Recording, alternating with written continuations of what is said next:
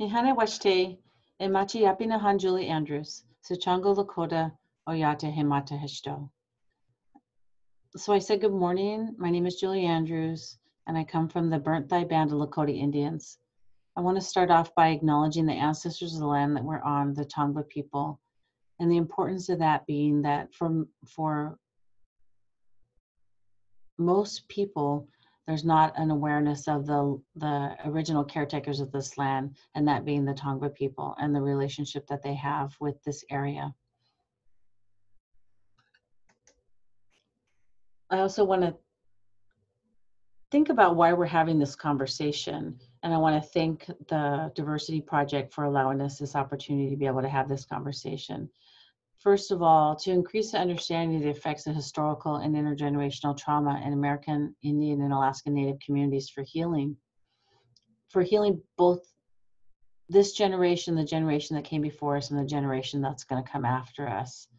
And also to increase the awareness of the effects of settler colonialism on communities of color that we serve. Increasing awareness of providing trauma-informed care through a cultural lens, and the importance of being able to do that to provide the best trauma-informed care that we can. And also to increase access and collaboration with Native-specific programs to improve client care. I want to first start off by saying that Native American people, we are still here.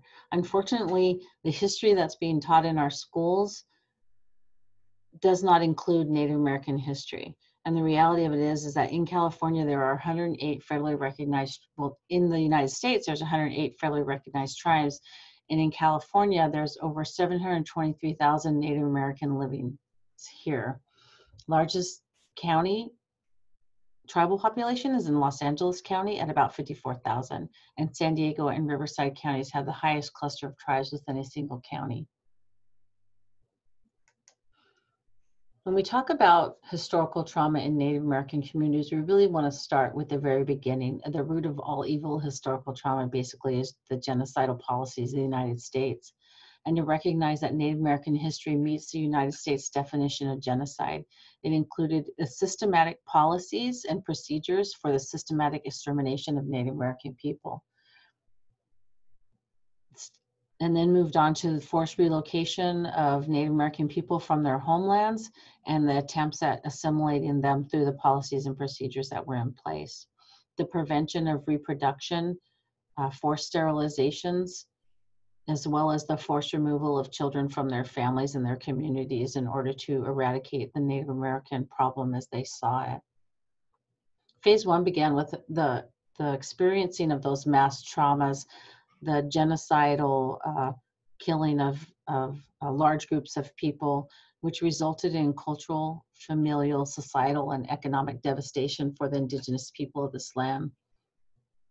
Phase two was the development of historical trauma responses in response to the traumatic events that happened, where survivors exhibit biological, societal, and psychological symptoms in response to those experiences and the grief that was present after those devastations. And phase three was the transmission of responses conveyed to successive generations through learned behaviors, coping mechanisms, and the passing along of those to the subsequent generations. When we look at phase one and two of the historical trauma responses, it's a constellation of features in reaction to massive group traumas, things like the Trail of Tears, boarding schools, being infected with smallpox blankets in order to get rid of what they identified as being the Indian problem. Also, we look at the idea of high rates of child abuse and neglect, the experience of unresolved grief, the increase of violence in our communities and our families, and the experience of complex traumas. Native American communities experience PTSD, complex traumas twice as often as other ethnicities, and psychological distress is 1.5 times more often than the general population. Alcoholism and drug addiction occurs at younger ages and at higher rates in our communities. Phase three, when we're talking about intergenerational trauma, we're looking at emotional and psychological wounding over the lifespan and across generations. Eduardo Duran talked about a soul wound, which was the the wounding of the spirit, disconnection from ancestral lands, sacred places, and medicines, and the effects that it had on our abilities to be able to succeed. It's more than just learned behaviors. We're talking about epigenetic changes at a cellular level in response to traumatic events. There's markers on our DNA that make us predisposed to certain responses to trauma and stress. And then we also got it expressed as lateral and internalized oppressions within communities. So turning that unexpressed anger and that grief not just into ourselves, but also into our communities.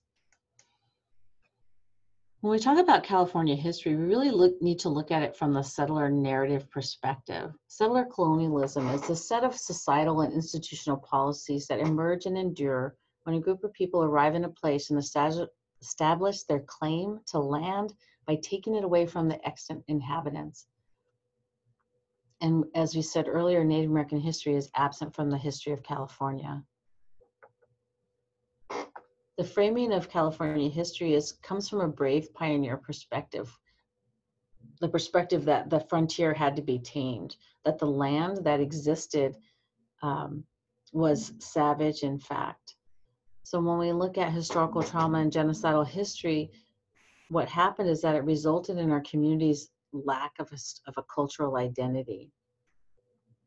When in fact, the identity that was trying to be developed was one of being an American, or a colonialism, settler identity. So the structures continue to deny Indigenous people's sovereignty by stealing land for private corporations to use for drilling, mining, fracking, farming, and more. So in fact, the land did not need to be settled. There were already people living here. There were already people thriving here with rich culture and language and medicines that were connected directly to the land.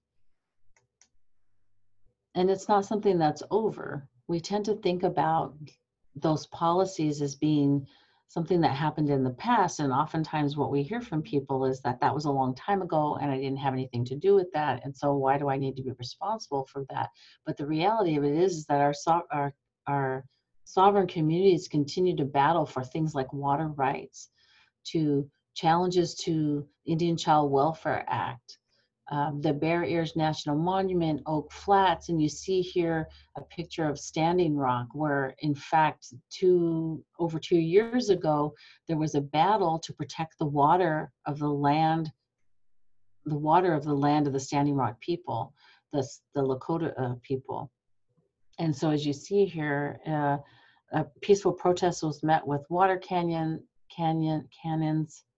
sound cannons, 24-hour abuse that was actually ended up with a woman losing her arm and people being damaged by tear gas and those kinds of things. And so it's not something that's in the past, it's something that's ongoing. And so when we look at that history and we look at what needs to happen in order for our communities to do well, for them to succeed, we need to look at how healing happens through the acknowledgement of the history and trauma which precedes that healing and resiliency.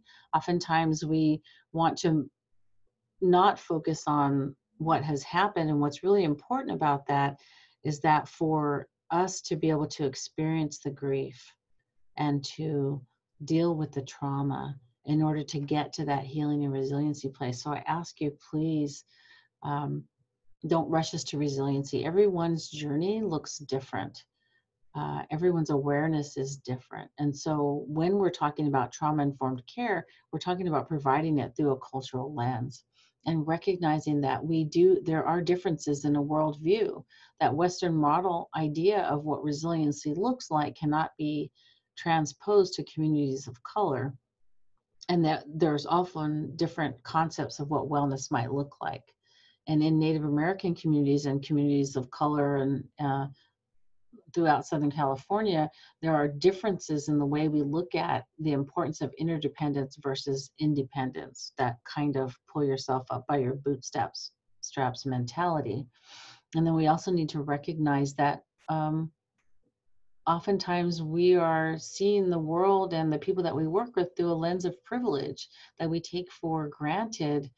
Our access to service, our ability to navigate systems, all of those things that we might not be necessarily aware of. And that when we're looking at addressing barriers to care in the Native American community, we're talking about a lack of services, that the Indian Health Services is underfunded even more than the Veterans Administration services.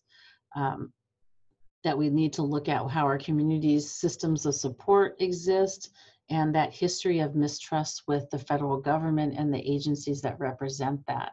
And then also looking at what do we know about Native American people? What are the stereotypes that we implicitly accept, and issues of racism, and what it might be like for our clients to navigate external systems of care. So in moving forward, it's important for us to look at cultural partnerships and look at that versus that idea of cultural competency, that we're able to acknowledge that there are power differentials in service provision, that not everyone has the ability to be able to advocate for themselves, and that there are equitable ways of engaging with communities, that we must always be constantly changing and transforming the way that we provide services, and that we recognize that the nature of culture is that it's constantly changing.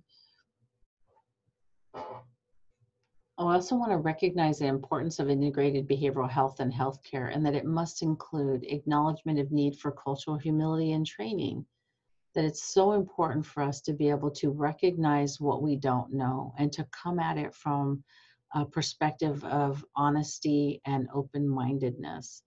And it's always important to consult with our community elders, to bring those into the conversation. Don't talk about us without us.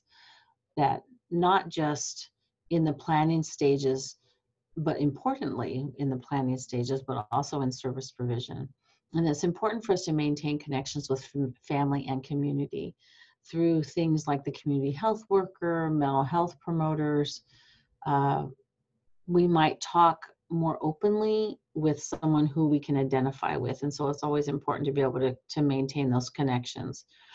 And that we also have a mindfulness of connections between mental, emotional, physical, and spiritual growth, that we are not disconnected from those parts of who we are, and that they all must receive equal attention when we're looking at providing services.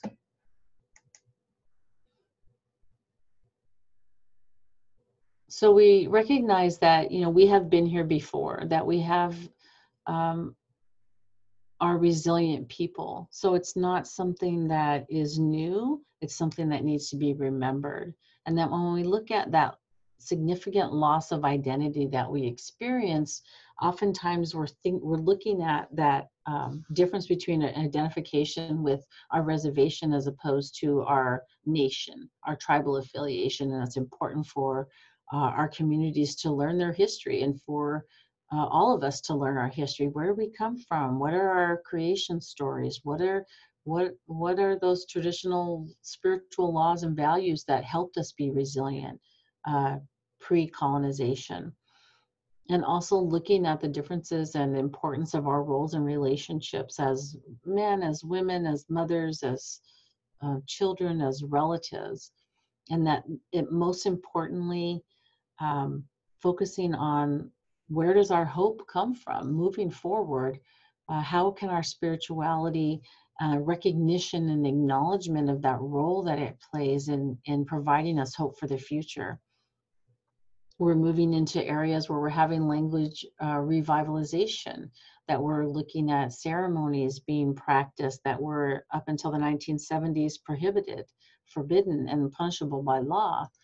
And also recognition that we're talking about where we are right now in Indigenous communities, about it being a time of healing, that this seventh generation is going to be able to help us move into that space where the women are singing their songs, where children are learning their language and their ceremonies as well, and as that being a way for us to build hope for our youth.